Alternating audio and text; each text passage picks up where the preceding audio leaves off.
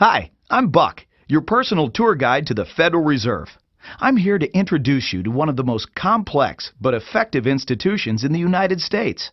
But don't worry, I'll explain it all in plain English. Just beside me is a road map of where we're going.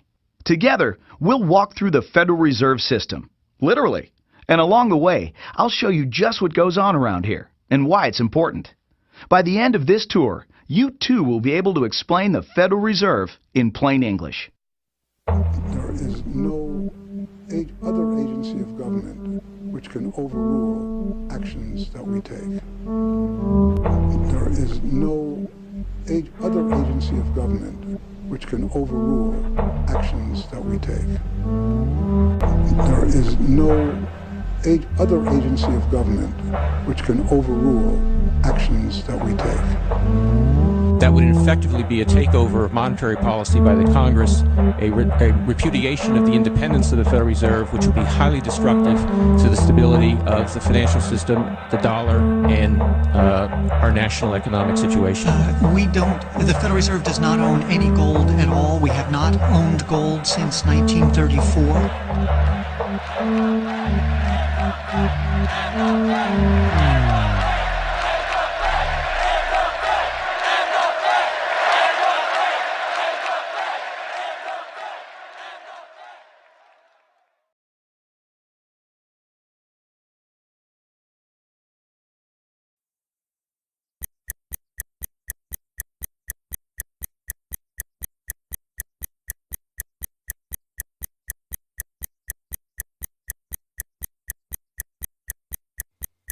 All our lives, we've been told that economics is boring.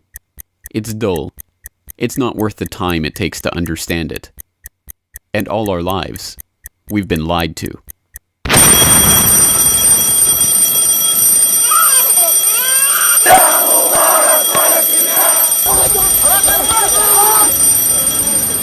War, poverty, revolution. They all hinge on economics, and economics all rests on one key concept. Money. Money. It is the economic water in which we live our lives. We even call it currency. It flows around us, carries us in its wake, drowns those who are not careful. We use it every day, in nearly every transaction we conduct. We spend our lives working for it, worrying about it, saving it, spending it, pinching it. It defines our social status. It compromises our morals. People are willing to fight, die, and kill for it. But what is it? Where does it come from? How is it created? Who controls it? It is a remarkable fact that, given its central importance in our lives, not one person in 100 could answer such basic questions about money as these. So if you were planning a family, you'd want to know where babies come from. Yeah. And this is a lot about banking. So let me ask you, where does money come from? Where does the money come from? Where does any money? The government prints it. It's printed off. Where does money come from? How is new money created? By labor. People work and produce wealth, and the money is supposed to match that wealth. Where does money come from? Well, I have a pretty different outlook on money. It actually comes from like trees, right? But why is this? How could we be so ignorant about a topic of such importance? Where does money come from is a basic, childlike question. So why is our only response the childlike answer meant as a joke? It grows on trees. Such a profound state of ignorance could not come about naturally. From the time we are children, we are curious about the world and eager to learn about the way it works. And what could lead to a better understanding of the way the world works than a knowledge of money, its creation and destruction? Yet discussion of this topic is fastidiously avoided in our school years and ignored in our daily life. Our monetary ignorance is artificial, a smokescreen that has been erected on purpose and perpetrated with the help of complicated systems and insufferable economic jargon. But it doesn't take an economist to understand the importance of money. Deep down, we all know that the wars, the poverty, the violence we see around us hinges on this question of money. It seems like a 1,000-piece jigsaw puzzle just waiting to be solved. And it is. The puzzle pieces, taken together, create an image of the Federal Reserve, America's central bank and the heart of the country's banking system. Despite its central importance to the economy, relatively few have heard of it, and fewer still know what it is, despite the bank's attempts at self-description. Our economy runs on a complex system of exchange of goods and services, in which money plays a key part. Coin, currencies, savings, and checking accounts, the overall supply of money is managed by the Federal Reserve. Money is the medium through which economic exchanges take place, and money as a standard of value helps us to set prices for goods and services. The job of managing money, monetary policy, is to preserve the purchasing power of the dollar while ensuring that a sufficient amount of money is available to promote economic growth. The Federal Reserve also promotes the safety and soundness of the institutions where we do our banking. It ensures that the mechanisms by which we make payments, whether by cash, check, or electronic means, operate smoothly and efficiently. And in its fiscal role, acts as the banker for the United States government. Now, these duties comprise the major responsibilities of our central bank. But in order to really understand the Federal Reserve, we must first understand its origins and context. We must deconstruct the puzzle. The first piece of that puzzle lies here, in the White House. This is where the Federal Reserve Act, then known as the Currency Bill, was signed into law after passing the House and Senate in late December 1913. The New York Times of Christmas Eve 1913 described the festive scene. The Christmas spirit pervaded the gathering. While the ceremony was a little less impressive than that of the signing of the Tariff Act on October 3rd last in the same room, the spectators were much more enthusiastic and seized every occasion to applaud. There in the White House that fateful December evening, President Wilson signed away the last veneer of control over the American money supply to a cartel, a well-organized gang of crooks so successful, so cunning, so well hidden that even now, a century later, few know of its existence, let alone the details of its operations. But those details have been openly admitted for decades. Of course, just as we have been taught to find economics boring, we have been taught that this story is boring. This is the way the Federal Reserve itself tells it. The United States was facing severe financial problems. At the turn of the century, most banks were issuing their own currency, called banknotes. The trouble was, currency that was good in one state was sometimes worthless in another. People began to lose confidence in their money, since it was only as sound as the bank that issued it. Fearful that their bank might go out of business, they rushed to exchange their banknotes for gold or silver. By attempting to do so, they created the Panic of 1907. During the panic, people streamed to the banks and demanded their deposits. The banks could not meet the demand. They simply did not have enough gold and silver coin available. Many banks went under. People lost millions of dollars. Businesses suffered, unemployment rose, and the stability of our economic system was again threatened. Well, this couldn't go on. If the country was going to grow and prosper, some means would have to be found to achieve financial and economic stability. To prevent financial panics like the one in 1907, President Woodrow Wilson signed the Federal Reserve Act into law in 1913. But this is history as told by the victors, a revisionist vision in which the creation of a central bank to control the nation's money supply is merely a boring historical footnote, about as important as the invention of the zipper or an early 20th century hula hoop craze. The truth is that the story of the secret banking conclave that gave birth to that Federal Reserve Act is as exciting and dramatic as any Hollywood screenplay or detective novel yarn, and all the more remarkable for the fact that it is all true. We pick up the story, appropriately enough, under cover of darkness. It was the night of November 22nd, 1910, and a group of the richest and most powerful men in America were boarding a private rail car at an unassuming railroad station in Hoboken, New Jersey. The car, waiting with shades drawn to keep onlookers from seeing inside, belonged to Senator Nelson Aldrich, the father-in-law of billionaire heir to the Rockefeller dynasty, John D. Rockefeller Jr. A central figure on the influential Senate Finance Committee where he oversaw the nation's monetary policy, Aldrich was referred to in the press as the general manager of the nation. Joining him that evening was his private secretary Shelton, and a who's who of the nation's banking and financial elite. A. Pyatt Andrew, the Assistant Treasury Secretary, Frank Vanderlip, President of the National City Bank of New York, Henry P. Davison, a senior partner of J.P. Morgan Company, Benjamin Strong Jr., an associate of J.P. Morgan and president of Bankers Trust Co., and Paul Warburg, heir of the Warburg banking family and son-in-law of Solomon Loeb of the famed New York investment firm Kuhn Loeb and Company. The men had been told to arrive one by one after sunset to attract as little attention as possible. Indeed, secrecy was so important to their mission that the group did not use anything but their first names throughout the journey so as to keep their true identities secret even from their own servants and waitstaff. The movements of any one of them would have been reason enough to attract the attention of New York's voracious press, especially in an era where banking and monetary reform was seen as a key issue for the future of the nation. A meeting of all of them, now that would surely have been the story of the century. And it was. Their destination? The secluded Jekyll Island off the coast of Georgia, home to the prestigious Jekyll Island Club whose members included the Morgans, Rockefellers, Warburgs, and Rothschilds. Their purpose? Davison told intrepid local reporters who had caught wind of the meeting that they were going duck hunting. But in reality, they were going to draft a reform of the nation's banking industry in complete secrecy. G. Edward Griffin, the author of the best-selling The Creature from Jekyll Island and a longtime Federal Reserve researcher, explains.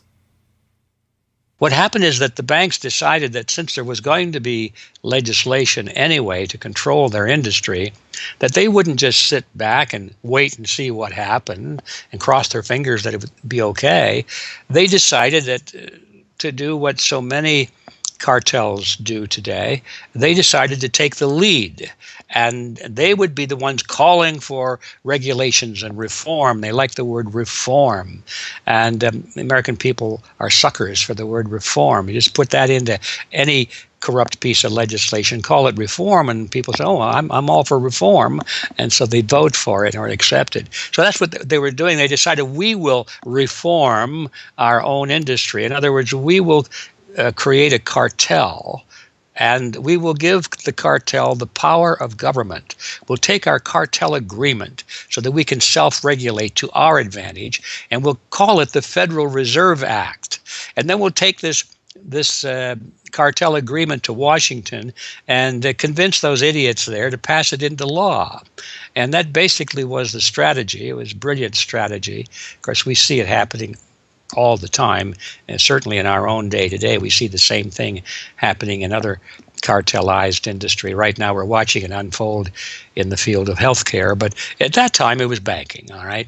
And so the banking cartel wrote their own rules and regulations, called it the Federal Reserve Act, got it passed into law, and it was very much to their liking because they wrote it. And in essence, what they had created is a set of rules which made it possible for themselves to regulate their industry, but they went even beyond that. In fact, it's clear to me when I was reading their letters and their conversations at the time and the debates that they never dreamed that Congress would go along and also give them the right to issue the nation's money supply. I mean, not only were they now going to regulate their own industry, which is what they started out as wanting to do, but they got this incredible gift that they didn't dream would be given to them, although they were negotiating for it. And that was Congress gave them the authority to issue the nation's money. And Congress gave away the sovereign right to issue the nation's money to the private banks. And so all of this was in the Federal Reserve Act, and the American people were joyous because they were told and they were convinced that this was finally a means of controlling this big creature from Jekyll Island. Amazingly enough, they were successful, not just in conspiring to write the legislation that would eventually become the Federal Reserve Act, but in keeping that conspiracy a secret from the public for decades. It was first reported on in 1916 by Bertie Charles Forbes, the financial writer who would later go on to found Forbes magazine. But it was never fully admitted until a quarter century later, when Frank Vanderlip wrote a casual admission of the meeting in the February 9, 1935 edition of the Saturday Evening Post. I was as secretive, indeed as furtive, as any conspirator. I do not feel it is any exaggeration to speak of our secret expedition to Jekyll Island as the occasion of the actual conception of what eventually became the Federal Reserve System. Over the course of their 9 days of deliberation at the Jekyll Island Club, they devised a plan so overarching, so ambitious, that even they could scarcely imagine that it would ever be passed by Congress. As Vanderlip put it, "Discovery of our plan, we knew, simply must not happen, or else all our time and effort would be wasted. If it were to be exposed publicly that our particular group had got together and written a banking bill, that bill would have no chance whatever of passage by Congress." So what precisely did this conclave of conspirators devise at their Jekyll Island meeting? A plan for a central banking system to be owned by the banks themselves, a system which would organize the nation's banks into a private cartel that would have sole control over the money supply itself. At the end of their 9-day meeting, the bankers and financiers went back to their respective offices content in what they had accomplished. The details of the plan changed between its 1910 drafting and the eventual passage of the Federal Reserve Act, but the essential ideas were there. But ultimately, this scene on Jekyll Island, too, is just one piece of a larger puzzle. And like any other puzzle piece, it has to be seen in its wider context for the bigger picture to become visible. To understand the other pieces of the puzzle and their importance in the creation of the Federal Reserve, we have to travel backward in time. The story begins in late 17th century Europe. The 9 Years' War is raging across the continent as Louis XIV of France finds himself pitted against much of the rest of the continent over his territorial and dynastic claims. King William III of England, devastated by a stunning naval defeat, commits his court to rebuilding the English navy. There's only one problem: money. The government's coffers have been exhausted by the waging of the war, and William's credit is drying up. A Scottish banker, William Patterson, has a banker's solution. A proposal to form a company to lend £1 million to the government at 6% plus $5,000 management fee, with the right of note issue. By 1694, the idea has been slightly revised, a £1.2 million loan at 8% plus $4,000 for management expenses. But it goes ahead. The magnanimously titled Bank of England is created. The name is a carefully constructed lie, designed to make the bank appear to be a government entity. But it is not. It is a private bank owned by private shareholders for their private profit, with a charter from the king that allows them to print the public's money out of thin air and lend it to the crown. What happens here at the birth of the Bank of England in 1694 is the creation of a template that will be repeated in country after country around the world. A privately controlled central bank lending money to the government at interest, money that it prints out of nothing. And the jewel in the crown for the international bankers that creates this system is the future economic powerhouse of the world, the United States. In many important respects, the history of the United States is the history of the struggle of the American people against the banksters that wish to control their money. By the 1780s, with colonies still fighting for independence from the crown, the bankers will get their wish. In 1781, the United States is in financial turmoil. The Continental, the paper currency issued by the Continental Congress to pay for the war, has collapsed from overissue and British counterfeiting. Desperate to find a way to finance the end stages of the war, Congress turns to Robert Morris, a wealthy shipping merchant who was investigated for war profiteering just 2 years earlier. Now, as Superintendent of Finance of the United States from 1781 to 1784, he is regarded as the most powerful man in America, next to General Washington. In his capacity as Superintendent of Finance, Morris argues for the creation of a privately owned central bank deliberately modeled on the Bank of England that the colonies were supposedly fighting against. Congress, backed into a corner by war obligations and forced to do business with the bankers just like King William in the 1690s, acquiesces and charters the Bank of North America as the nation's first central bank. And exactly as the Bank of England came into existence loaning the British Crown £1.2 million, the BNA started business by loaning $1.2 million to Congress. By the end of the war, Morris has fallen out of political favor and the Bank of North America's currency has failed to win over a skeptical public.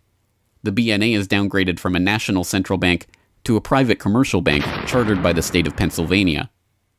But the bankers have not given up yet. Before the ink is even dry on the Constitution, a group led by Alexander Hamilton is already working on the next privately owned central bank for the newly formed United States of America. So brazen is Hamilton in the forwarding of this agenda that he makes no attempt to hide his aims or those of the banking interests he serves. A national debt, if it is not excessive, will be to us a national blessing, he wrote in a letter to James Duane in 1781. It will be a powerful cement of our union. It will also create a necessity for keeping up taxation to a degree which, without being oppressive, will be a spur to industry. Opposition to Hamilton and his debt-based system for establishing the finances of the U.S. is fierce. Led by Jefferson and Madison, the bankers and their system of debt enslavement is called out for the force of destruction that it is, with Thomas Jefferson writing, "The spirit of war and indictment, since the modern theory of the perpetuation of debt, has drenched the earth with blood and crushed its inhabitants under burdens ever accumulating." Still, Hamilton proves victorious. The first Bank of the United States is chartered in 1791 and follows the pattern of the Bank of England and the Bank of North America almost exactly. A privately owned central bank with the authority to loan money that it creates out of nothing to the government. In fact, it is the very same people behind the new bank as were behind the old Bank of North America. It was Alexander Hamilton, Robert Morris's former aide, who first proposed Morris for the position of financial superintendent, and the director of the old Bank of North America, Thomas Willing, is brought in to serve as the first director of the First Bank of the United States. Meet the new banking bosses, same as the old banking bosses. In the first 5 years of the bank's existence, the U.S. government borrows $8.2 million from the bank, and prices rise 72%. By 1795, when Hamilton leaves office, the incoming Treasury Secretary announces that the government needs even more money and sells off the government's meager 20% share in the bank, making it a fully private corporation. Once again, the U.S. economy is plundered while the private banking cartel laughs all the way to the bank that they created. By the time the bank's charter comes due for renewal in 1811, the tide has changed for the money interests behind the bank. Hamilton is dead, shot to death in a duel with Aaron Burr. The bank-supporting Federalist Party is out of power. The public are wary of foreign ownership of the central bank, and what's more, don't see the point of a central bank in time of peace. Accordingly, the charter renewal is voted down in the Senate, and the bank is closed in 1811. Less than a year later, the U.S. is once again at war with England. After 2 years of bitter struggle, the public debt of the U.S. has nearly tripled from $45.2 million to $119.2 million. With trade at a standstill, prices soaring, inflation rising, and debt mounting, President Madison signs the charter for the creation of another central bank, the Second Bank of the United States, in 1816. Just like the two central banks before it, it is majority privately owned and is granted the power to loan money that it creates out of thin air to the government. The 20-year bank charter is due to expire in 1836, but still in his first term, President Andrew Jackson has already vowed to let it die prior to renewal. Believing that Jackson won't risk his chance for re-election in 1832 on the issue, the bankers forward a bill to renew the bank's charter in July of that year, 4 years ahead of schedule. Remarkably, Jackson vetoes the renewal charter and stakes his re-election on the people's support of his move. In his veto message, Jackson writes in no uncertain terms about his opposition to the bank. Whatever interest or influence, whether public or private, has given birth to this act, it cannot be found either in the wishes or necessities of the executive department, by which present action is deemed premature, and the powers conferred upon its agent not only unnecessary, but dangerous to the government and country. I'm a ref being chased out of town after the worst game of my career. You forget one down, and the whole stadium turns on you.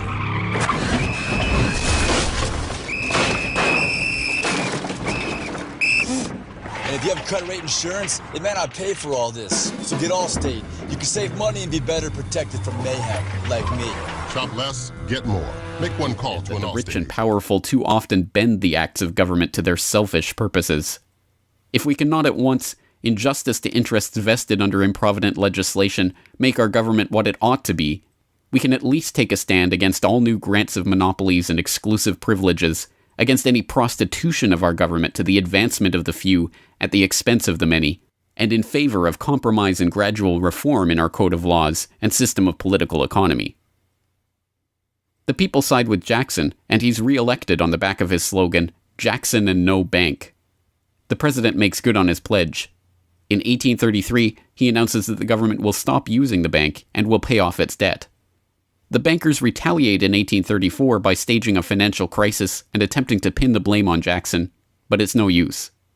On January 8, 1835, President Jackson succeeds in paying off the debt, and for the first and only time in its history, the United States is free from the debt chain of the bankers. In 1836, the Second Bank of the United States charter expires, and the bank loses its status as America's central bank. It is 77 years before the bankers can regain the jewel in their crown, but it is not for lack of trying. Immediately upon the death of the bank, the banking oligarchs in England react by contracting trade, removing capital from the US, demanding payment in hard currency for all exports, and tightening credit. This results in a financial crisis known as the Panic of 1837, and once again Jackson's campaign to kill the bank is blamed for the crisis. Throughout the late 19th century, the United States is rocked by banking panics brought about by wild banking speculation and sharp contractions in credit. By the dawn of the 20th century, the bulk of the money in the American economy has been centralized in the hands of a small clique of industrial magnates, each with a near monopoly on a sector of the economy. There are the Astors in real estate, the Carnegies and the Schwabs in steel, the Harrimans, Stanfords, and Vanderbilts in railroads, the Mellons and the Rockefellers in oil. As all of these families start to consolidate their fortunes, they gravitate naturally to the banking sector. And in this capacity, they form a network of financial interests and institutions that centered largely around one man, banking scion and increasingly America's informal central banker in the absence of a central bank, John Pierpont Morgan. John Pierpont Morgan, or Pierpont as he prefers to be called, is born in Hartford, Connecticut in 1837 to Junius Spencer Morgan, a successful banker and financier. Morgan rides his father's coattails into the banking business, and by 1871 is partnered in his own firm, the firm that was eventually to become J.P. Morgan and Company. It is Morgan who finances Cornelius Vanderbilt's New York Central Railroad. It is Morgan that finances the launch of nearly every major corporation of the period, from AT&T to General Electric to General Motors to DuPont. It is Morgan who buys out Carnegie and creates the United States Steel Corporation, America's first billion-dollar company. It is Morgan who brokers a deal with President Grover Cleveland to save the nation's gold reserves by selling $62 million worth of gold to the Treasury in return for government bonds. And it is Morgan who, in 1907, sets in motion the crisis that leads to the creation of the Federal Reserve. That year, Morgan begins spreading rumors about the precarious finances of the Knickerbocker Trust Company, a Morgan competitor and one of the largest financial institutions in the United States at the time. The resulting crisis, dubbed the Panic of 1907, shakes the U.S. financial system to its core. Morgan puts himself forward as a hero, boldly offering to help underwrite some of the faltering banks and brokerage houses to keep them from going under. After a bout of hand-wringing over the nation's finances, a congressional committee is assembled to investigate the Money Trust, the bankers and financiers who brought the nation so close to financial ruin and that wield such power over the nation's finances. The public follows the issue closely, and in the end a handful of bankers are identified as key players in the Money Trust's operations, including Paul Warburg, Benjamin Strong Jr., and J.P. Morgan. Andrew Gavin Marshall, editor of the People's Book Project, explains. At the beginning of the 20th century, there was an investigation following the greatest of these financial panics, which was in 1907. And this investigation was on what was called the Money Trust, which found that three banking interests, J.P. Morgan, National City Bank, and the Citibank of New York, I believe it was, basically controlled the entire financial system. So three banks. And the public hatred towards these institutions was unprecedented. There was an overwhelming consensus in the country for establishing a central bank. But there were many different interests in pushing this, and everyone had sort of their own specific purpose behind advocating for a central bank. So to represent the most people. You had farmer interests, populists, progressives, who were advocating a central bank because they couldn't take the recurring panics, but they wanted government control of a central bank. They wanted it to be exclusively under the public control because they despised and feared the New York banks as wielding too much influence. So for them, a central bank would be a way to curb the power of these private financial interests. On the other hand, those same financial interests were advocating for a central bank to serve as a source of stability for their control of the system, also to act as a lender of last resort to them, and so that they would never have to face collapse, but also in order to exert more control through a central bank. The private New York banking community wanted a central bank under the exclusive control of them. There's a shocker. So you had all these various different interests which converged. Of course, the most influential happened to be the New York financial houses, which were more aligned with European financial houses than they were with any other element in American society. The main individual behind the founding of the Federal Reserve was Paul Warburg, who was a partner with Kuhn Loeb and Company, European banking house. His brothers were prominent bankers in Germany at that time, and he had, of course, close connections with every major financial and really big industrial firm in the United States and most of those existing in Europe. And he was discussing all these ideas with his fellow compatriots in advocating for a central bank. In 1910, Warburg got the support of a senator named Senator Aldrich, whose family later married into the Rockefeller family. Again, I'm sure just a coincidence, but Aldrich invited Warburg and a number of other bankers to a private, secret meeting on Jekyll Island, just off the coast of Georgia, where they met in 1910 to discuss the construction of a central bank in the United States, but one which, of course, would be owned and serve the interests of the private bankers. Aldrich then, in 1911, presented this as the Aldrich Plan or the Aldrich Bill in the U.S. Congress, and it was actually voted out. The public, suspicious of Senator Aldrich's banking connections, ultimately reject the Jekyll Island Cabal's Aldrich Plan. The cabal does not give up, however. They simply revise and rename their plan, giving it a new public face, that of Senator Robert Owen and Representative Carter Glass. In the end, the money trust that was behind the Panic of 1907 uses the public's own outrage against them to complete their consolidation of control over the banking system. The newly retitled Federal Reserve Act is signed into law on December 23, 1913, and the Fed begins operations the next year.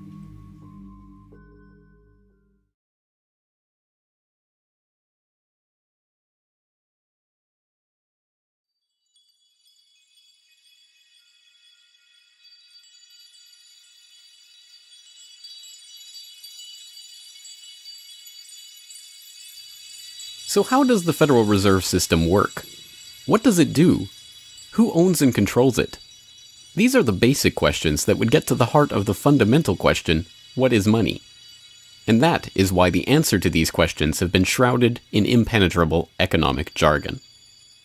Even the Federal Reserve's own educational propaganda, which has an unusual tendency towards cutesy animation and talking down to its audience, has a difficult time summarizing the Fed's mission and responsibilities. According to the Fed, to achieve these goals, the Fed, then and now, combines centralized national authority through the Board of Governors, remember that on the map, with a healthy dose of regional independence through the reserve banks. A third entity, the Federal Open Market Committee, brings together the expertise of the first two in setting the nation's monetary policy. Precisely what imaginary gaggle of schoolchildren is this economic gibberish aimed at? The simple truth, hidden behind the sleight of hand of economic jargon and magisterial titles, is that a banking cartel has monopolized the most important item in our entire economy: money itself. We are taught to think of money as the pieces of paper printed in government printing presses or coins minted by government mints.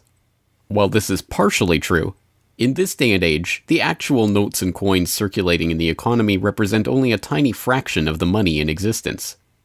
Over 90% of the money supply is in fact created by private banks as loans that are payable back to the banks at interest.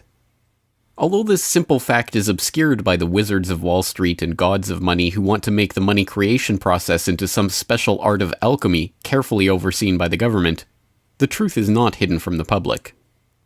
In December 1977, the Federal Reserve Bank of New York published another of its dumbed-down cartoon-ridden information pamphlets for the general public, attempting to explain the functions of the Federal Reserve System. There in black and white, they carefully explain the money creation process. Commercial banks create checkbook money whenever they grant a loan, simply by adding new deposit dollars to accounts on their books in exchange for a borrower's IOU.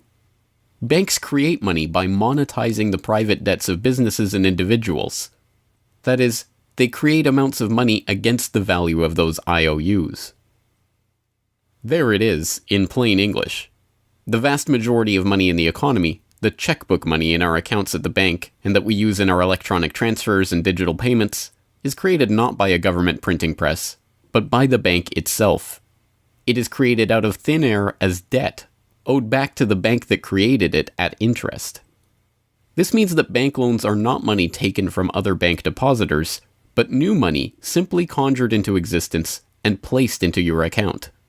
And the bank is able to create much more money than it has cash to back up those deposits. The Fed claims to be the entity overseeing and backing up the banking industry. It was established, according to its own propaganda, to stabilize the system and prevent bank runs like the Panic of 1907 from happening again. Throughout much of the 1800s, almost any organization that wanted could print its own money. As a result, many states, banks, and even one New York druggist did just that. In fact, at one time, there were over 30,000 different varieties of currency in circulation. Imagine the confusion.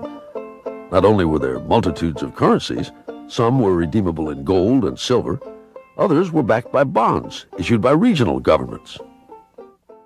It was not unusual for people to lose faith both in the value of their currency and in the entire financial system. With many people trying to withdraw their deposits at once, sometimes the banks didn't have enough money on hand to pay their depositors. Then, when the funds ran out, the banks suspended payment temporarily and some even closed. People lost their entire savings, and sometimes regional economies suffered. Obviously, something had to be done, and in 1913, something was. In that year, President Woodrow Wilson signed into effect the Federal Reserve Act. This act created the Federal Reserve System to provide a safer and more stable monetary and banking system. If that was indeed its aim, it signally failed to do so in running up one of the greatest bubbles in American history to that point in the 1920s, just a decade after its creation. The popping of that bubble, of course, led directly into the Great Depression and one of the greatest periods of mass poverty in American history. Economists have long argued that the Fed itself was the cause of the Depression by its complete mismanagement of the money supply. As former Federal Reserve Chairman Ben Bernanke admitted in a speech commemorating Fed critic Milton Friedman's 90th birthday, regarding the Great Depression, "You're right, we did it. We're very sorry. But thanks to you, we won't do it again." Price stability is another cited tenet of the Federal Reserve's mandate. But here, too, the Fed has completely failed to live up to its own standards. Aside from the banking system, the Federal Reserve has another responsibility that's probably even more important. It's in charge of something called monetary policy. Basically, it means trying to keep prices stable to avoid inflation. Say you buy a CD today for $14. But what if next year the price of the CD jumped to $20 or $50? Not because of a change in supply or demand, but because all prices were going up. That's inflation. There are a lot of different causes of inflation, but one of the most important is too much money. The Fed can adjust the money supply by injecting money into the system electronically or by withdrawing money from the economy. Think of it. The Federal Reserve has the ability to create money and make it disappear. What's most important is what happens as a result. Anytime the supply of money is altered, the effects are felt throughout the economy. The Fed's methods have changed over time to take advantage of the latest computers and electronics, but its mission remains the same: to aim for stable prices, full employment, and a growing economy. 100 years ago, in 1913, the Fed was created, and we've marked it with a vertical line there. Consumer prices now are about 30 times higher than they were when the Fed was created in 1913. Paper money, too, is the responsibility of the Federal Reserve. Hence, the dollars in circulation are not Treasury notes, not bills of credit, but Federal Reserve notes, debt-based notes backed up, ultimately, by the government's own promise to pay. It's sovereign bonds backed up by the taxpayers themselves. At one time, the Federal Reserve banks were legally required to keep large stockpiles of gold in reserve to back up these notes. But that requirement was abandoned, and today the notes are backed up mostly by government securities. The Fed no longer keeps any actual gold on its books, but gold certificates issued by the Treasury and valued not at the spot price of $1,300 per troy ounce, but an arbitrarily fixed statutory price of $42 2/9 per ounce. But I do have one question. During the crisis, or any time that you're aware of, has the Federal Reserve or Treasury participated in any gold swaps arrangements? We don't. The Federal Reserve does not own any gold at all. We have not owned gold since 1934. So we have not engaged in any gold swaps. But it appears on your balance sheet that you hold gold. What appears on our balance sheet is gold certificates. When we turned before 1934, the Federal Reserve did own gold. We turned that over by law to the Treasury and received in return for that gold certificates. If the Treasury entered into, because under the Exchange Stabilization Fund, I would assume they probably have the legal authority to do it, they wouldn't be able to do it then because you have the securities for essentially all the gold? No, we have no interest in the gold that is owned by the Treasury. We have simply an accounting document that is called gold certificates that represents the value at a statutory rate and still that we gave to the Treasury in 1930. And still measured at $42 an ounce, which makes no sense whatsoever. Clearly, there is a discrepancy between what we are led to believe is motivating the Fed and what it actually does.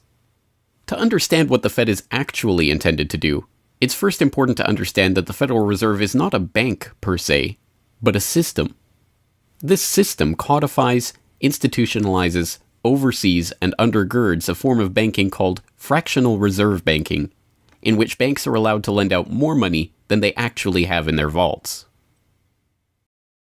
The whole process starts, the process of decay and corruption starts with something called fractional reserve banking. That's the technical. I'm a ref being chased out of town after the worst game of my career. You forget one down and the whole stadium turns on you.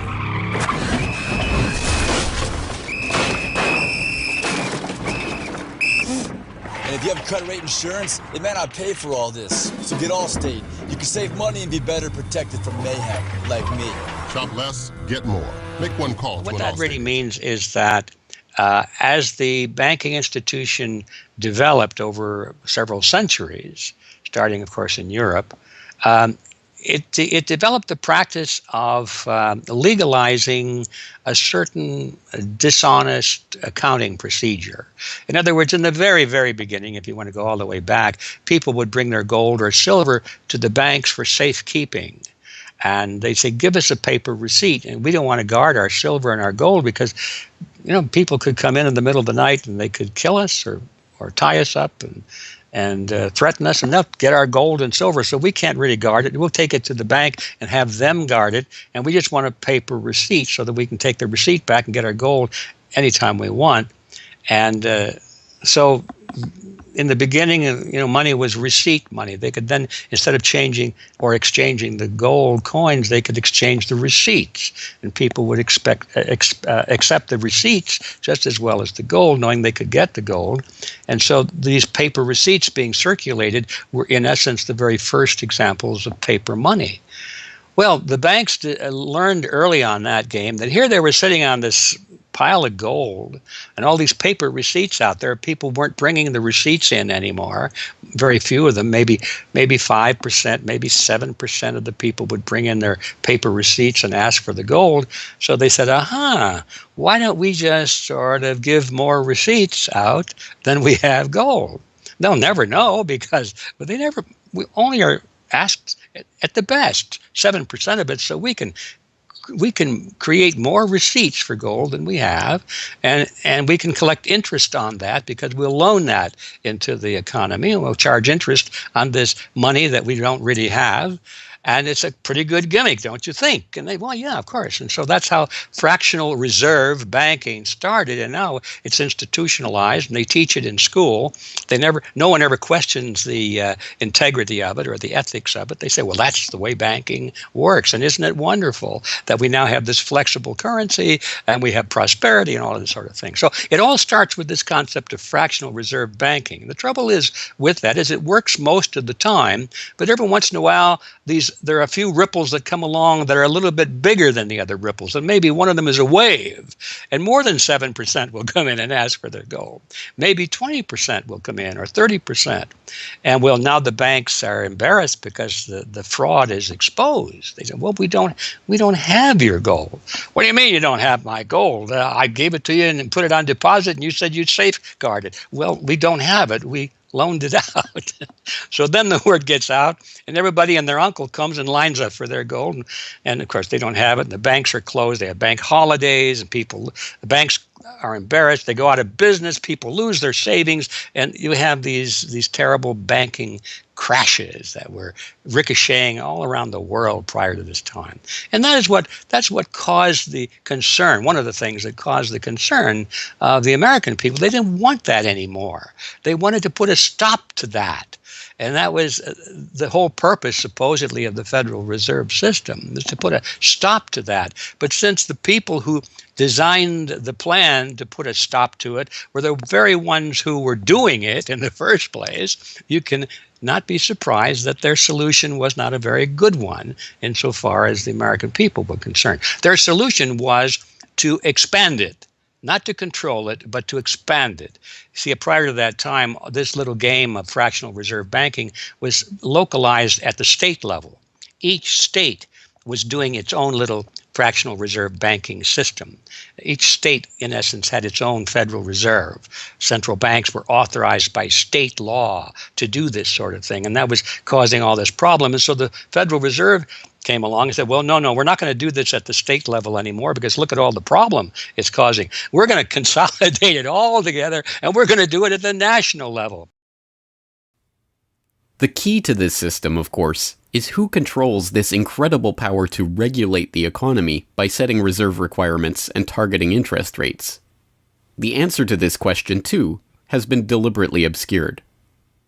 The Federal Reserve System is a deliberately confusing mishmash of public and private interests, reserve banks, boards and committees, centralized in Washington and spread out across the United States. So you have the Federal Reserve Board in Washington, appointed by the president. That's the only part of this system that is directly dependent upon the government for input. That's the federal part, that the government, the president specifically, gets to choose a few select governors. The 12 regional banks, the most influential of which is the Federal Reserve Bank of New York, essentially based in Wall Street to represent Wall Street, is representative of the major Wall Street banks who own shares in the private, not federal, but private Federal Reserve Bank of New York. All the other regional banks are also private banks. They vary according to how much influence they wield, but the Kansas City Fed is influential, the St. Louis Fed, the Dallas Fed. But the the New York Fed is really the center of this system. And precisely because it represents the Wall Street banks who appoint the leadership of the New York Fed. So the New York Fed has a lot of public power, but no public accountability. It has no oversight. It does not answer to Congress the way that the chairman of the Federal Reserve Board of Governors does. And even then, the chairman of the Federal Reserve Board, who is appointed by the president, does not answer to the president. He does not answer to Congress. He goes to Congress to testify, but the policy that they set is independent. So they have no input from the government. The government can't tell them what to do, legally speaking. And of course, they don't. Do you think it would cause problems for the Fed or for the economy if that legislation was to pass? My concern about the legislation is that if the GAO is auditing not only the operational aspects of our programs and the details of the programs, but is making judgments about our policy decisions, that would effectively be a takeover of monetary policy by the Congress, a repudiation of the independence of the Federal Reserve, which would be highly destructive to the stability of the financial system, the dollar, and our national economic situation. The Federal Open Market Committee is responsible for setting interest rates. Now, this committee, which is enormously powerful, has as its membership the governor and vice chair of the Federal Reserve Board. But the Federal Open Market Committee, most of the membership is the presidents of the regional Federal Reserve banks representing private interests. So they have significant input into setting the interest rates. Interest rates are not set by a public body, they're set by private financial and corporate interests. And that's whose interests they serve, of course. The reason that the Federal Reserve goes to such great lengths to make its organizational structure as confusing as possible is to cover up the massive conflicts of interest that are at the heart of the system. The fact is that the Federal Reserve System is comprised of a Board of Governors, 12 regional banks, and an open market committee. The privately owned member banks of each Federal Reserve Bank vote on the majority of the Reserve Bank's directors, and the directors vote on members to serve on the Federal Open Market Committee, which determines monetary policy. What's more, Wall Street is given a prime seat at the table, with tradition holding that the president of the powerful New York Federal Reserve Bank be given the vice chairmanship of the FOMC and be made a permanent committee member. In effect, the private banks are the key determinants in the composition of the FOMC, which regulates the entire economy. According to the Fed, its monetary policy decisions do not have to be approved by the president or anyone else in the executive or legislative branches of government, it does not receive funding appropriated by the Congress, and the terms of the members of the Board of Governors span multiple presidential and congressional terms. Or, in the words of Alan Greenspan, what is the proper relationship, what should be the proper relationship between a chairman of the Fed and a president of the United States? Well, first of all, the Federal Reserve is an independent agency, and that means basically that there is no other agency of government which can overrule actions that we take. The Fed goes on in its self-mythologization to state that it is not a private, profit-making institution. This characterization is dishonest at best, and an outright lie at worst. The regional banks are themselves private corporations, as noted in a 1928 Supreme Court ruling. Instrumentalities like the national banks or the Federal Reserve Banks, in which there are private interests, are not departments of the government. They are private corporations in which the government has an interest. This point is even admitted by the Federal Reserve's own senior counsel.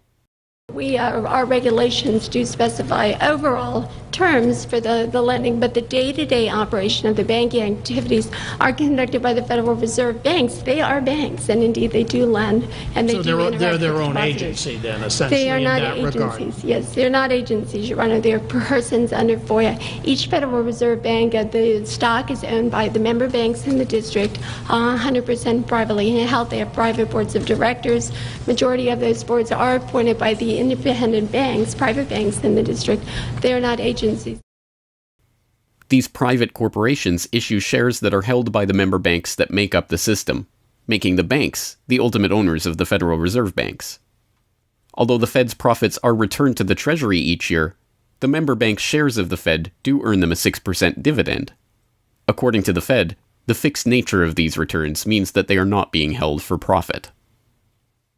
Despite the dishonest nature of this description, however, it is important to understand that the bankers who own the Federal Reserve indeed do not make their money from the Fed directly. Instead, the benefits are much less obvious and much more insidious. The simplest way that this can be understood is that, as a century of history and a specific example of the last financial crisis shows, the Fed was used as a vehicle to bail out the very bankers who own the Fed banks in the most obvious example of fascistic collusion imaginable. A handful of financial institutions have enriched themselves as a result of institutional speculation on a large scale, as well as manipulation of the market. And secondly, what they have done is that they have then gone to their governments and said, well, we are now in a very difficult situation and you need to give us money so that we can retain the stability of the financial system. And who actually lends the money or brokers the public debt? The same financial institutions which are the recipients of the bailout. Okay, and so what you have is a circular process. It's a diabolical process. You're lending money. You're not lending money. You're handing money to the large financial institutions, and then this is leading up to a mounting public debt in the trillions. Okay. And then you say to the financial institutions, we need to establish a new set of treasury bills and government bonds, etc., which of course are sold to the public, but they are always brokered through the financial institutions, which establish their viability and so on and so forth. And the financial institutions will probably buy part of this public debt. So that in effect what the government is doing is financing its own indebtedness through the bailouts. It hands money to the banks, but to hand the money to the banks, it becomes indebted to those same financial institutions, and then it says, well, we now have to emit large amounts of public debt. Please, can you help us? And then the banks will say, well, your books are not quite in order. And then the government will say, well, obviously they're not in order because we've just handed you $1.4 trillion of bailout money, and we're now in a very difficult situation, so we need to borrow money from the people who are, in fact, the recipients of the bailout. So this is really what we're dealing with. We're dealing with a circular process. The 2008 crisis and subsequent bailouts are merely the latest and most brazen examples of the fundamental conflicts of interest at the heart of America's privately owned central banking system. Beginning with the collapse of Lehman Brothers in September of that year, the Federal Reserve embarked on an unprecedented program of bailouts and special zero-interest lending facilities for the very banks that had caused the subprime meltdown in the first place.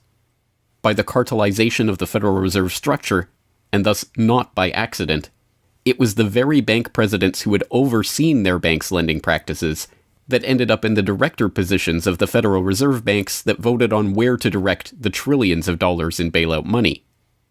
And unsurprisingly, they directed it toward their own banks. A stunning 2011 Government Accountability Office report examined $16 trillion of bailout facilities extended by the Fed in the wake of the crisis and exposed numerous examples of blatant conflicts of interest. Jeffrey Immelt, chief executive of General Electric, served as a director on the board of the Federal Reserve Bank of New York. At the same time, the Fed provided $16 billion in financing to General Electric. JP Morgan Chase chief executive Jamie Dimon, meanwhile, was also a member of the board of the New York Fed during the period that saw $391 billion in Fed emergency lending directed to his own bank. In all, Federal Reserve Board members were tied to $4 trillion in loans to their own banks. These funds were not simply used to keep these banks afloat, but actually to return these Fed-connected banks to a period of record profits in the same period that the average worker saw their real wages actually decrease and the economy on Main Street slow to a standstill. Ben Bernanke, at that time the chairman of the Federal Reserve Board of Governors, was confronted about these conflicts of interest by Senator Bernie Sanders upon the release of the GAO report in June 2012. Senator, you raised an important point, which is that this is not something the Federal Reserve created. This is in the statute. Congress in the Federal Reserve Act said this is the governance of the Federal Reserve, and more specifically that bankers would be on the board. And 6 out of 9. Sorry? 6 out of 9 in the regional banks are come from the banking industry. That's correct. And that is in the law. And right. I'll answer your question, though. The answer to your question is that Congress set this up. We have tried, I think we've made it into something useful and valuable. We do get information from it.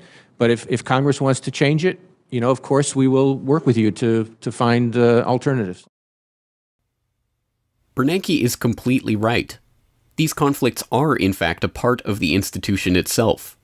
A structural feature of the Federal Reserve that was baked into the Federal Reserve Act itself over 100 years ago by the bankers who conspired to cartelize the nation's money supply. You could not ask for a more succinct reason why the Federal Reserve itself, this admitted cartel of banking interests, needs to be abolished. But you could get one.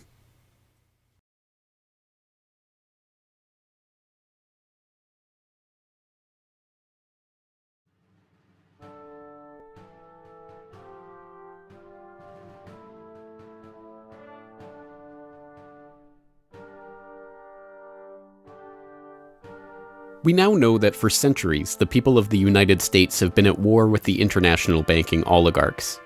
That war was lost, seemingly for good, in 1913 with the creation of the Federal Reserve. With the passage of the Federal Reserve Act, President Woodrow Wilson consigned the American population to a century in which the money supply itself has depended on the whims of the banking cabal. A century of booms and busts, bubbles and depressions, has led to a wholesale redistribution of wealth toward those at the very top of the system. At the bottom, the masses toil in relative poverty, single-income households becoming double-income households out of necessity, their quality of life being slowly eroded as the Federal Reserve notes that pass for dollars are themselves devalued. Worse yet, the fraud itself perpetuates Alexander Hamilton's persistent myth that a national debt is necessary at all. The US is now locked into a system whereby the government issues bonds to generate the funds for their operations, bonds that are backed up by the taxation of the public's own labor. The perpetrators of this fraud, meanwhile, remain in the shadows, largely ignored by a general public that could instantly recognize the latest Hollywood heartthrob or pop idol, but have no clue what the head of Goldman Sachs or the New York Fed does, let alone who they are. This cabal bear allegiance to no nationality, no philosophy or creed, no code of ethics. They are not even motivated by greed, but power. The power that the control of the money supply inevitably brings with it. After a person has all the money in the world that you could possibly use to buy anything you want, what's left to capture your imagination? And the answer, of course, is power. Power over people. Now, money is power over people, but there's another power over people as well, and that is the political power, the social power. And I think this has now become the dominant driving force of these people. They've already got the money. They've got it locked down. Now they're striving for this new world order, as their name for it. They want all of the world into one political unit, which they dominate, not only with money, but with military and psychological means and education and media and propaganda. They want total control over every human on the planet. And by golly, they're moving pretty rapidly in that direction. It did not take long for this lust for power to rear its head. In 1921, just 7 years after the Fed began operations, the same J.P. Morgan-connected banking elite that founded the Federal Reserve incorporated an organization called the Council on Foreign Relations with the goal of taking over the foreign policy apparatus of the United States, including the State Department. In this quest, it was remarkably successful. Although there are only about 4,000 members in the organization today, its membership has included 21 secretaries of defense, 18 Treasury Secretaries, 18 Secretaries of State, 16 CIA directors, and many other high-ranking government officials, military officers, business elite, and, of course, bankers. The first director of the CFR was John W. Davis, J.P. Morgan's personal lawyer and a millionaire in his own right.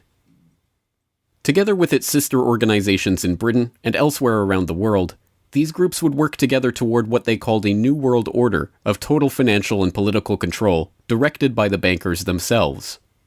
As Carroll Quigley, noted Georgetown historian and mentor of Bill Clinton, wrote in his 1966 work, Tragedy and Hope, A History of the World in Our Time, the powers of financial capitalism had a far-reaching aim, nothing less than to create a world system of financial control in private hands, able to dominate the political system of each country and the economy of the world as a whole.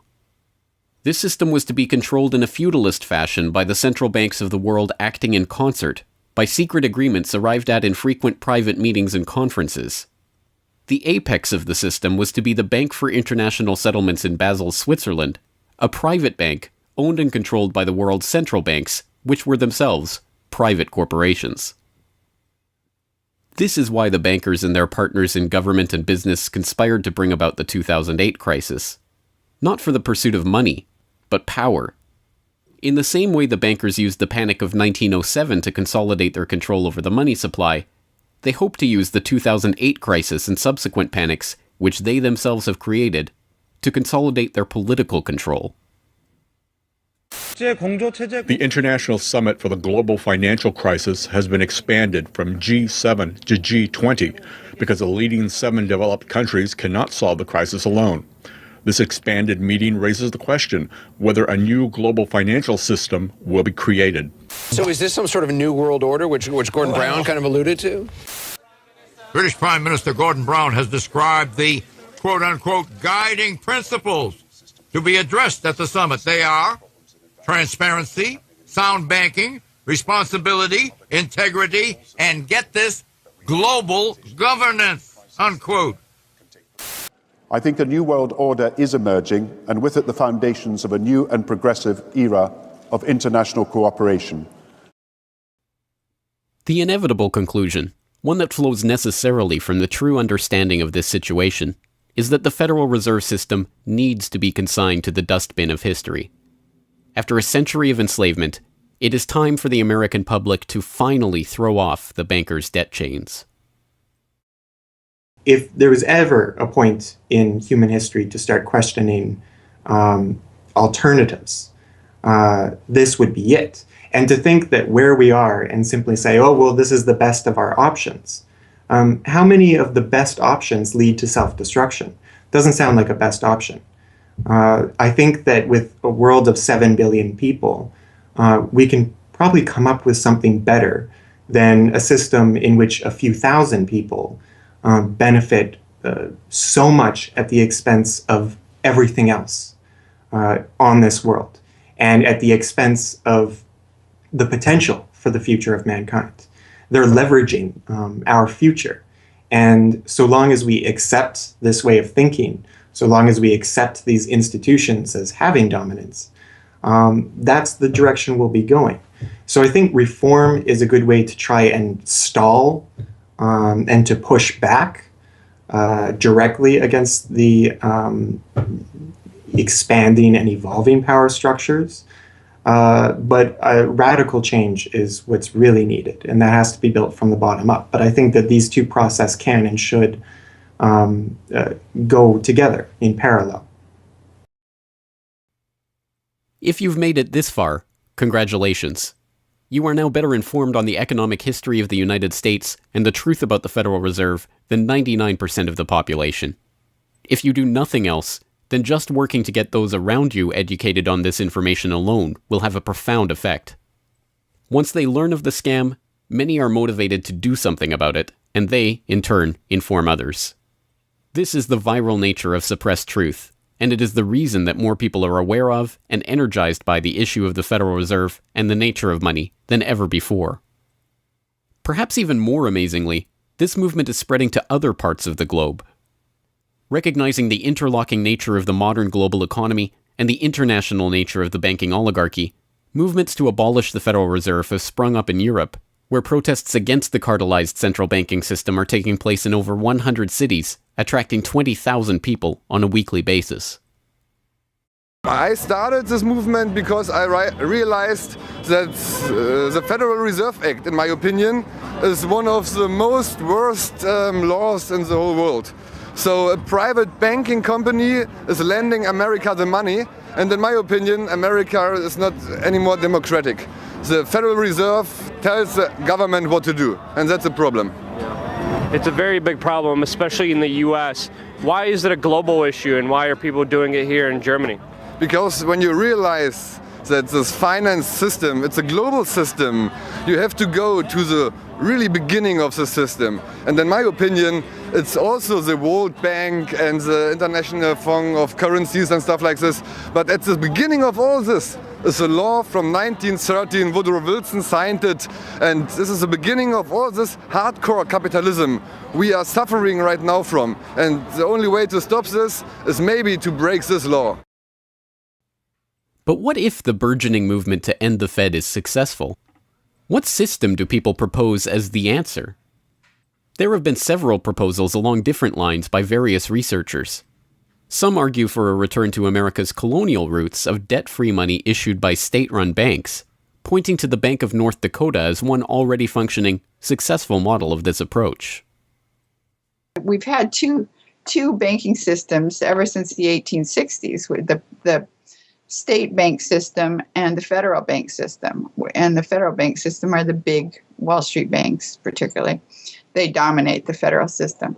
So they're taking over right now. I mean, in California, we don't even have any local banks where I am. They're now, we had two, and I had accounts in both of them, and they're now, one of them is Chase Bank and the other is U.S. Bank. So they're both big Wall Street banks now. They've been taken over. So if you can it's the local banks that have an interest in serving the local business. The big banks have no interest in making loans to local business. It's too risky. Why should they bother? They've got this virtually free money they can get from the Fed and from each other, and it's much more lucrative to them either to speculate in commodities or other things abroad, or what works very well for them is to buy long-term government bonds at 3%, because these have no capital requirement. The capital requirement for government bonds are zero. So they can buy all of those that they want. Whereas if they buy, let's say, mortgages, or if they make loans for mortgages, or they make loans to businesses, then they have to worry about their capital requirement. And as soon as they've used up all their capital, in other words, $8 of capital will get you $100 of loans, then they can't make any more loans. They have to wait for 30 years till those loans get paid off. So what they do, if they do buy mortgages, is sell them off to investors. And so that was the whole mortgage-backed securities scam that we've seen.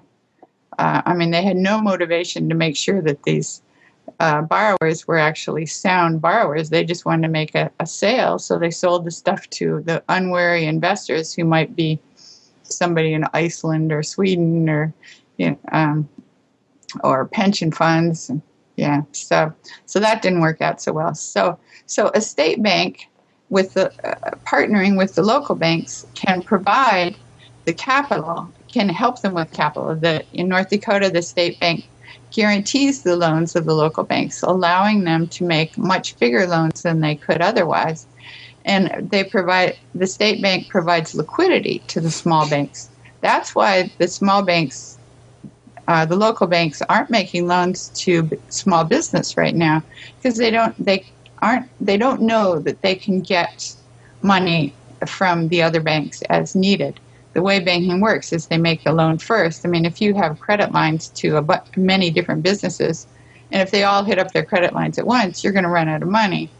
So you don't dare do that unless you know that you can get short-term loans from the other banks. And what's happening right now, even though there's $1.6 trillion in excess reserves sitting on the books of the big banks, they're not available to the little banks. And the reason is because the Fed is paying 0.25% interest on those reserves. So the banks have no incentive to lend them to the little banks. Why let go of them when you can make just as much keeping them, and then you still have your reserves, and you can use them as collateral to buy bonds or something that'll make you more money.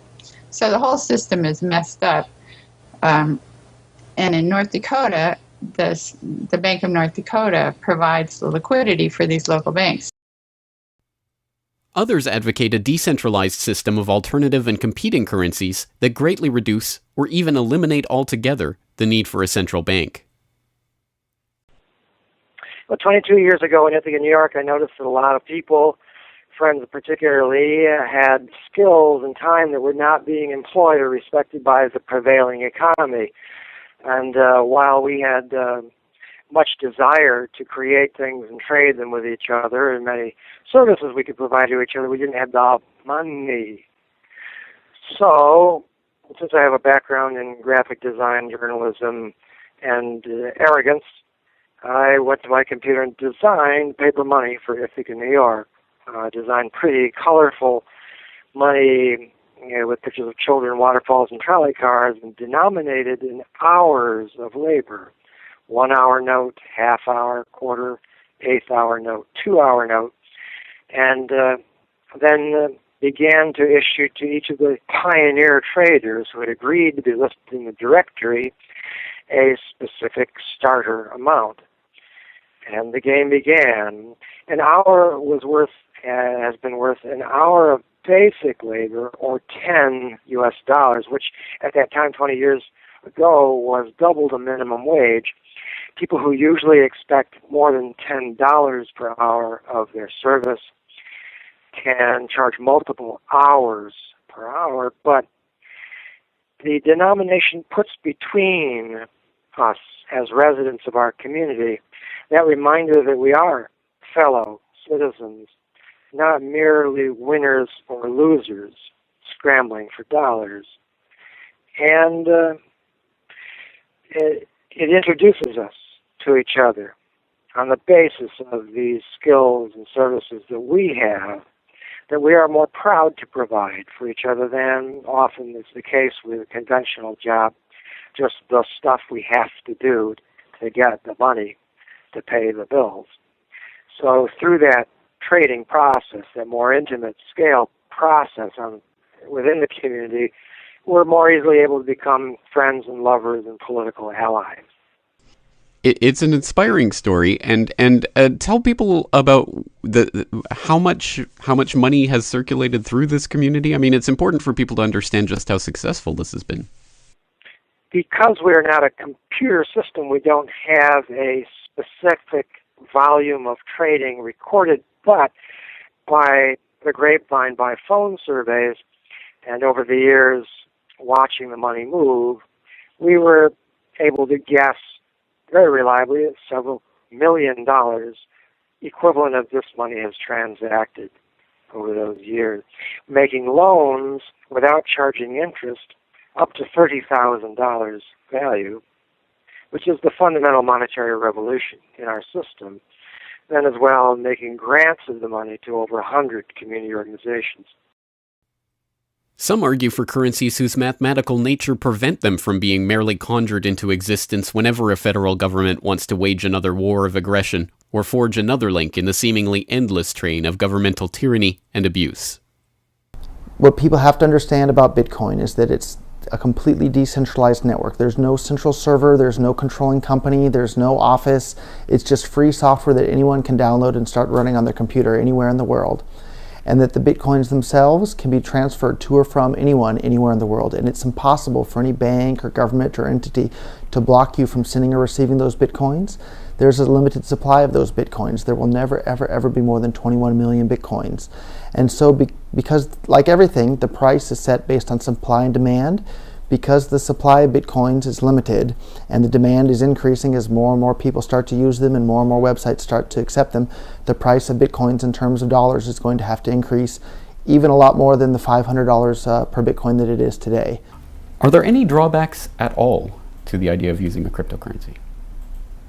If you're part of the current power elite that can just print money at will to spend on whatever you feel like, then yeah, the world switching over to Bitcoin is probably not going to benefit you. But if you're one of the normal people that aren't working for the Federal Reserve or any central bank that's printing money to pay to your friends and that sort of thing, then a Bitcoin world is a wonderful thing for you.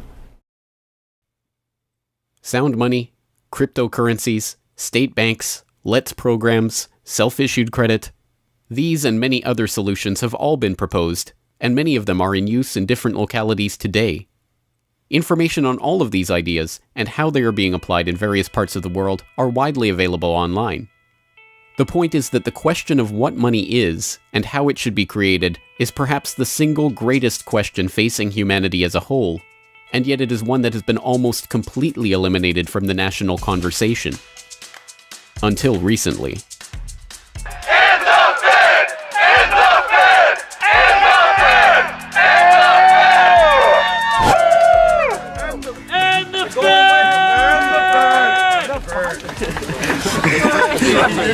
It's not even real paper! What the hell? We need some hands here! We need more hands! Hands up, Fed! Hands up, Fed! Hands up, Fed!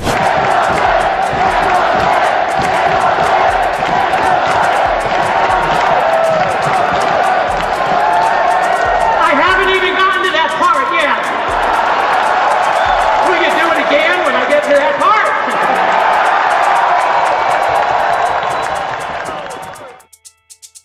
And so the rest of the story is now in our hands. Once we understand the scam that has taken place, the gradual consolidation of wealth and power in the hands of an elite few banking oligarchs, and the growing impoverishment of the masses, all in the name of banking funny money created out of nothing and loaned to the public at interest, we can choose to get active or to do nothing at all. For those who choose to get active, there are some steps that you can take to help change the course of the system. First, follow the links and resources from the transcript of this documentary at corbettreport.com/Federal Reserve to familiarize yourself with the history, the connections, and the functions of the Federal Reserve System. If you can't explain this material to yourself, then you will never be able to teach it to others. Secondly, begin reaching out to others to bring them up to speed on the issue. It can be as simple as broaching this conversation in the Monday morning water cooler talk, or passing out a copy of this documentary, or sending out links to this information to your email list. Insert this topic into your conversations. When people start talking about the national debt, or the state of the economy, or other political talking points, get them to question the roots of these issues, and why there is a national debt at all. Thirdly, when you are able to find or create a group of like-minded people in your area who are engaged with the issue, start a study group on the issue and its solutions. The study group can help source alternative or complementary currencies in the local area, or, if none exist already, the group can form the basis for a community of local businesses and customers who are willing to start experimenting with ways to wean themselves off of the Federal Reserve notes. Fourthly, use the resources at corbettreport.com, including the Federal Reserve information flyer, or hold DVD screenings to attract interest in your group and draw others into studying the true nature of the monetary system. The work of building up an alternative to the current system can seem daunting, even at times overwhelming. But it is important to keep in mind that the Federal Reserve System that seems so monolithic today has only been around for 1 century. Central banks have been defeated in America before, and they can be defeated again. The question of how we decide to change this system is not rhetorical. It will either be answered by an informed, engaged, active population working together to create viable alternatives and to dismantle the current system, or it will be answered by the same banking oligarchy that has been controlling the money supply, and indeed the lifeblood of the country, for generations. Now, 1 century after the creation of the Federal Reserve System, we have a choice to make. Whether the next century, like the one before it, will be a century of enslavement, or, transformed by the actions and choices that we make in the light of this knowledge, a century of empowerment.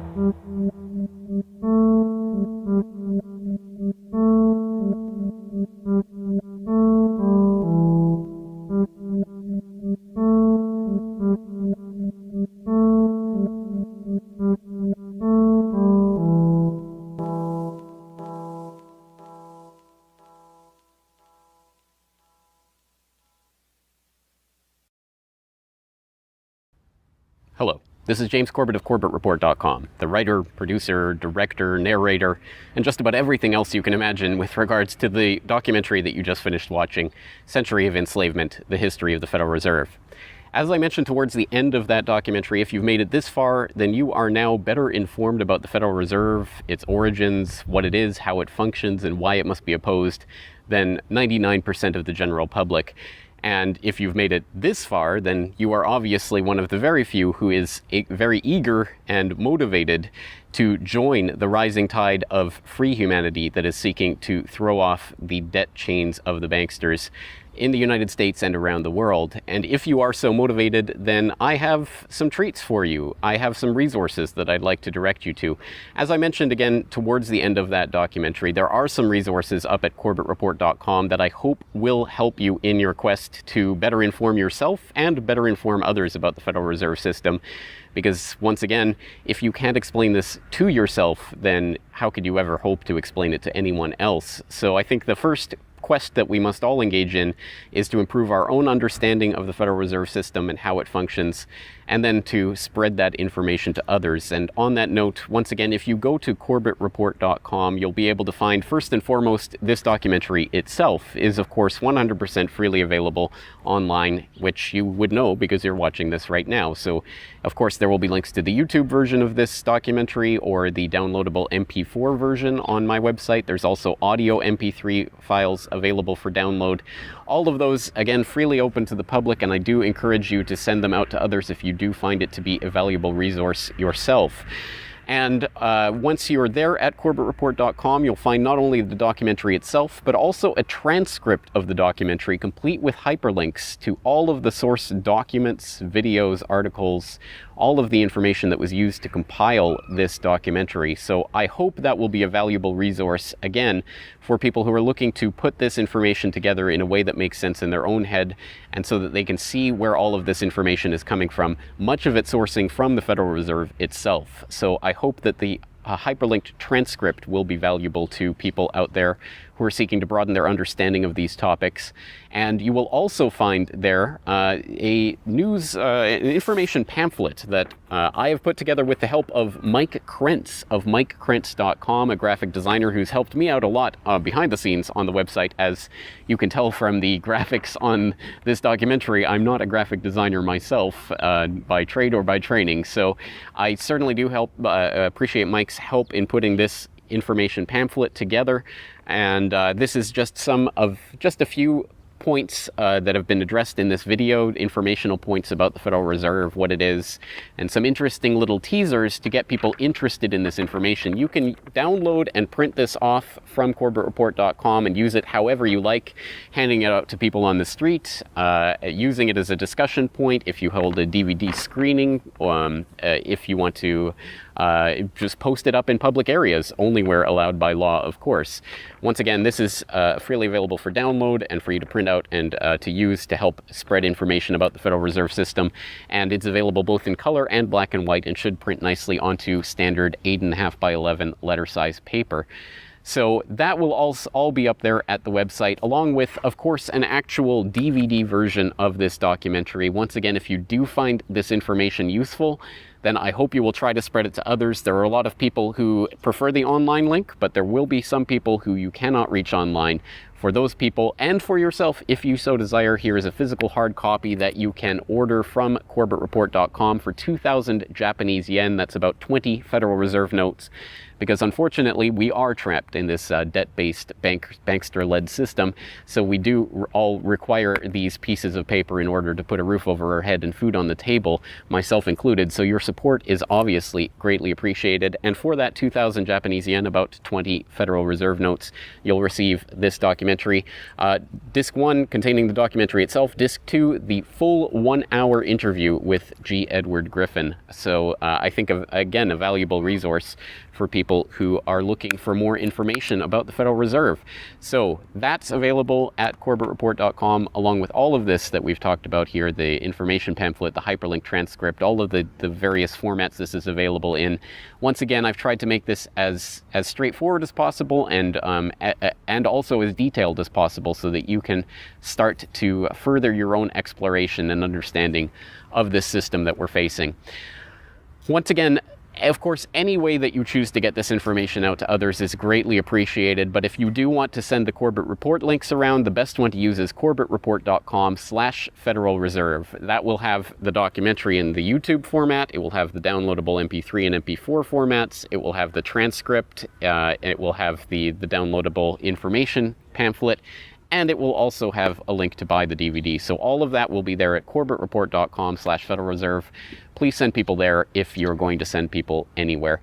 So once again, I really do salute you for taking time out of your busy day, out of your schedule, to devote yourself to watching and learning and understanding this material, and to helping spread this information and awareness to others, because it is only together that we will ever be able to form the movement that will ultimately turn the tide against the banksters and defeat the Federal Reserve and all of the similarly privately controlled central banks all around the world.